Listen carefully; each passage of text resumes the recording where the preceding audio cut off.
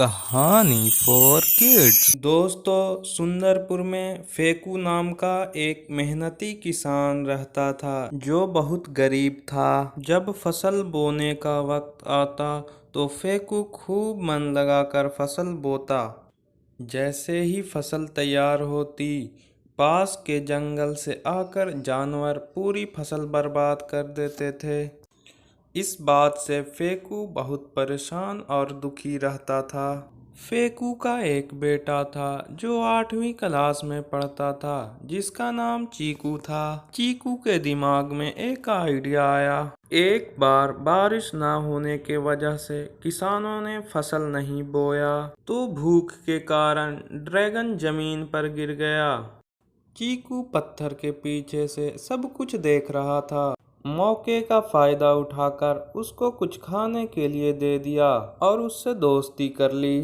चीकू ने सारा दुख ड्रैगन को सुनाया।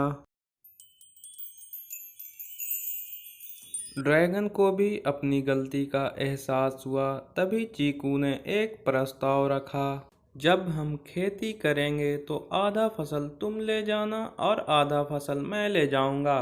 यह बात सुनकर ड्रैगन बहुत खुश हुआ और शर्त मान ली।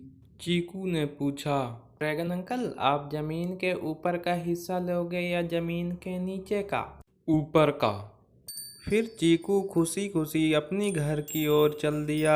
चीकू घर जाकर सारी बातें अपने पापा को बताई, जिनसे फेकू बहुत खुश हुआ और चीकू पर गर्व महसूस किया। बारिश होते ही फेकू ने फसल लगा दी, लेकिन इस बार चीकू चालाकी से आलू का फसल लगाया जो जमीन के नीचे उगता था, और सारा आलू घर ले गया। ड्रैगन के हिस्से में जमीन के ऊपर का घास आया था।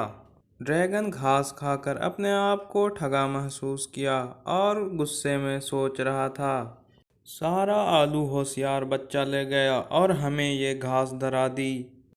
अगली बार ड्रैगन जमीन के नीचे का हिस्सा लेने का निर्णय किया, लेकिन चीकू ड्रैगन से ज्यादा होशियार था। इस बार चीकू फूलगोभी की खेती की जो जमीन के ऊपर उगता है, और फिर से ड्रैगन को जमीन के नीचे का हिस्सा घास ही उसके हिस्से में आया।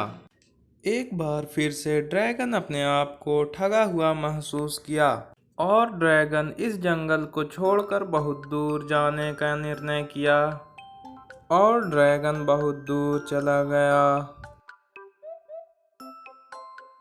अगले दिन जब चीकू ड्रैगन से मिलने गया तो ड्रैगन वहां से जा चुका था।